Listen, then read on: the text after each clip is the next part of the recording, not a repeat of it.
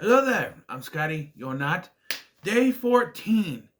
Halfway through. Right.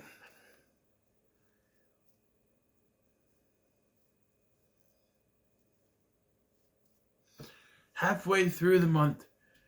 We are looking at another lost and forgotten Nickelodeon uh, TV film, The Electric Piper. This is one that I spent years trying to track down because I almost thought that I lost my mind with this. It aired maybe once on a Sunday, Saturday or Sunday, in 2003, and I remember watching this at home, my home. It wasn't my grandma's. The other stuff I watched, I was at my grandma's, but this was at home, in my room. And I remember watching this, and then for years, first of all, I kept calling it by the wrong name. I don't remember what it was called. There's something, not Pied Piper, but I don't know, something else. And it was the Electric Piper, but I could never find it anywhere. Looking it up, I, maybe the reason I couldn't find it is because I was going by a different name. But eventually, I think it was a Blame It on a Jorge video, whatever it was called. Uh, and they talked about this, and I was like, yeah, that one. Yeah, the Electric Piper. And then I started to find it. Couldn't find the full thing, just little snippets of information on it. Until now. I don't know when uploaded, but, excuse me, this was uploaded, but it's on YouTube. You want to watch it. And it's something. I knew I had to do it for this month. It was actually one of the reasons I had to restructure my thing, and actually I restructured it again. I was gonna do Rufus and Rufus 2, which are Nickelodeon movies, but I replaced it with two other ones that will be ending the month. But I will eventually do Rufus and Rufus 2 down the line, as well as that other Jace Norman movie the movie that Jace Norman did. Not Splitting Adam. I'll be doing that later this month. That's one I want to cover. But the other one where he's like a detective kid, I'll figure out what that's called. But so the Electric, set in the late 1960s, the Electric Piper tells the story of the town of Hamlin overrun by rats, uh, and a stranger named Sly, who calls himself the Pied Piper for some reason, comes in and says he can get rid of the rats. He'll do it for a motorcycle owned by the town's mayor and the father of the two main children. But when he does get rid of the rats, the mayor, dad, reneges on it, and so the Pied Piper leaves and takes the children with him. So, yes. That is sort of the story here. So, yeah, our main kids are Mick and his sister, whose name I forgot. Sarah? I don't know. And so, Mick wants to play music, but his dad, this was set in the 70s. His dad is like, oh, you don't play that music. And, his dad is he's going to do what he wants, doesn't care what anyone else wants. And, he's set in his ways and that sort of thing. He's played by George Segal, who, notable for playing Jack on Just Shoot Me, and the voice of Space Ghost for the Space Ghost of Coast to Coast and Cartoon Planet series. So, there's that. Which was on Cartoon Network, so he's playing that's two channels. At this point, I think I don't know if they were still airing Space Ghost Coast to Coast at this point. Maybe reruns, but, yeah. There's other voice actors like, I think Rob Schneider, everyone's favorite, and, can't believe it. Get no respect. Rodney Dangerfield. Hey. Rob Schneider and Rodney Dangerfield play two of the rats. Laura Giacomo, whatever. She played the daughter, Jack's daughter on Just Shoot Me. She's in it somewhere. I don't know who she plays. Yeah. And the Piper, Sly, is voiced by Wayne Brady is animated, by the way. And the animation is that of Timo Supremo or the Clerks animated series, that kind of animation, which is, I thought it's kind of like the animation. And what I didn't realize, what I should have realized, being it's called The Electric Piper, it's a musical. So there's songs. And at first, the first half of the musical is kind of hokey, but it gets better in the second half. This movie is only an hour and 8 minutes. So I'm assuming when it was on TV, it's like an hour and a half commercials. But yeah, the first half of this though, I was convinced that by the time they get to the mountain, I'm like, okay, so we got what, 10 minutes left of this? There was still another half left because they were just getting rid of the mice. I'm like, okay, so this is almost over, right? I know there's something with the kids, but it's not gonna kidnap the kids. That was gonna end. Is it going? Oh, so this is how it's gonna end, right? No, there's still another half hour left of this thing. So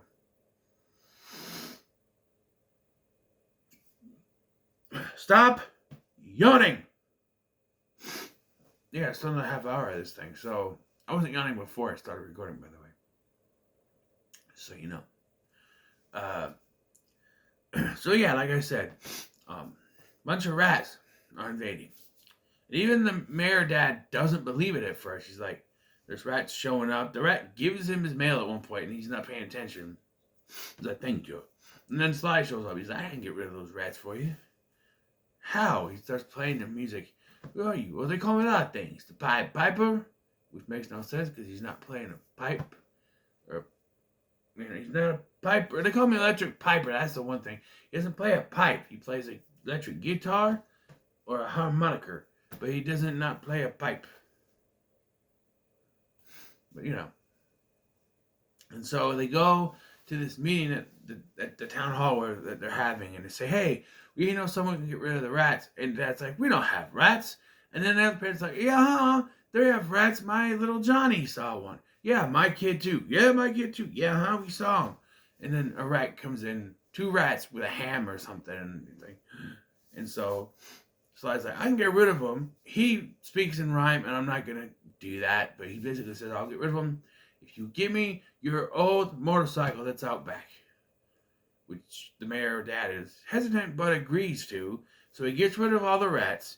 And then the mayor dad's like, no, I'll give you this golf club set or this other thing. But he won't give him the motorcycle. And so he gets mad and says he's going to go live in the mountain. He sings a song about it. And that brings the kids with him. In this version, like in the original story, it's very much he hypnotizes the kids to go with him. Where here, it's because it's for kids. I think it's more of they do it. They see how cool he is going to there, and okay, we're gonna go too. And it's more about, you know, you say he sort of hypnotizes, but this version doesn't hypnotize like in the original version. He hypnotizes the rats. Here he uses the thing to kind of blow them away. So here they're like, oh, it's cool, he's doing this, and so they're kind of drawn there to kind of think it's cool, but they're not hypnotized per se, because they try not to frame it, make it look like it's kidnapping straight up, because, you know. Then something weird happens. The adults left behind start to get old, and at first it seemed like it was just a spell where they were turning old. And then the kids are having fun in the mountain and stuff, and then like, oh, we miss our parents, and the parents, you know, finally the mayor dad's like, I got the motorcycle, give us our kids back, and, you know, and eventually the kids are like, when they hear the dad eventually start singing, because he was against music, that's when Mick realizes, oh, we gotta go back, but the, fuzz on my neck, excuse me. But the Piper won't let him. Sly won't let him. He said, no, you stay here with me. And it's not, again, it's not framing it like it's a kidnapping. He's lonely. He lives in that mountain by himself. And then, you know, there's a line of dialogue where it's like, but it's so lonely. That's what it is. He's not just kidnapping kids to kidnap. He's lonely. He doesn't want to be alone. He lives alone in that mountain, and he's, you know. So I thought it was going to end with him living in Hamlin, you know. But no.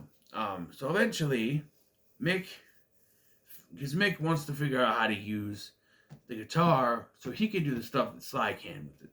and he's using that guitar, and so yeah, but then he gives the guitar back to Sly when they also go to leave, and Sly crashes a bunch of rocks in front of the opening. So Mick grabs his guitar and is able to use his guitar to do that, break open the rocks, and get everyone to the other side, but he drops his pick, so he falls into a chasm and fucking dies. That's right, they kill him. He crashes, and I'm like, Sly's gonna save him, right? No. He falls to his death, and I'm like, they just killed him off? In that squeaky voice. They just killed him off? I'm going through puberty again. They did. But, of course, Sly shows up, and he uses his little harmonica to bring Mick back to life, and then you see them coming back to town. Everyone is really old. And the town is decrepit, so they make it seem like time actually passed out there, but not when they're in the mountain. I thought they were just getting old, but time seems to have passed. But only for the town of Hamlin? I'm assuming this is still the late 60s. I guess. But, Mick says to Sly, can you fix it? He goes, no, I can't fix it. But you can. So he starts playing this song, and he restores everything, but it goes a little too much because his parents look younger than they were. Everyone looks younger than they were, all the adults. But yeah, and the dad's riding a motorcycle. He gives the motorcycle to Sly, and Sly leaves, rides off, and gives the dad his hat, the mayor dad his hat. And I'm like, wait, I thought it was because he said he was lonely, so I thought he was going to end up living in the town with them. But as he is known in the story as the Pied Piper of Hamlin, so I figured it's a sort of an origin story set in the 60s, so now he is from Hamlin. I guess living in the mountains would be from Hamlin too, but yeah. But this is a fun little hour or so little cartoon. It's fun. The music is actually, at first I wasn't into the music, but as it goes on, it's decent. This was originally supposed to come out 2001. It was made, or 2000. It was made then. Didn't come out until 2003 because of music rights issues, I guess. But yeah, this was I barely remembered this. I know the story from the Pied Piper of Hamlet, so I know that, but I barely remember. There were some things. Also, the dad, who is voiced by George Segal, looks like Dylan Baker here. I'm just saying. But yeah, I'm gonna give it. I'm gonna give it middle of the road. Give it middle of the road because it's not my cup of tea. I don't see myself running back to watch it again anytime soon. But it was still intriguing to go back and finally rewatch this thing after 20 years. Good God. Almost 20 years. Almost 20 years. 19. Because I don't think it was February 2nd. Good God. 20 years. It's already 20 years by the time you're watching it. So, yeah, okay. I'm recording this on the 1st, by the way. So, for me, it's not exactly 20 years till tomorrow. Tomorrow! Okay, what time tomorrow are you going to tell me? Huh? What time are you going to tell me? Huh? Anyway, yeah. So what are your thoughts on the Electric Piper? In the comments, wish you like, share, and subscribe. Watch this on YouTube. It's decent quality. It's in 4.3, but it's in 4x3. But of course, it's going to be. I mean, it came out in 2003, but it's not bad actually. Nice. Trip down memory lane. But next, finally, after all these years, after 20 years almost, we're going to go back and see what the crossover movie between the Rugrats and the Wild Thornberrys was like. A movie I've only seen once. Technically, should this be in my Bruce Willis collection? Because that's when, if I just had Rugrats Go Wild, which my brother had, it's at my mom's. He had Rugrats Go Wild by itself. I'm not going to dig through those boxes of movies, though. But, yeah. So, thanks for watching. I'm Scotty, and I'll see you in the next one.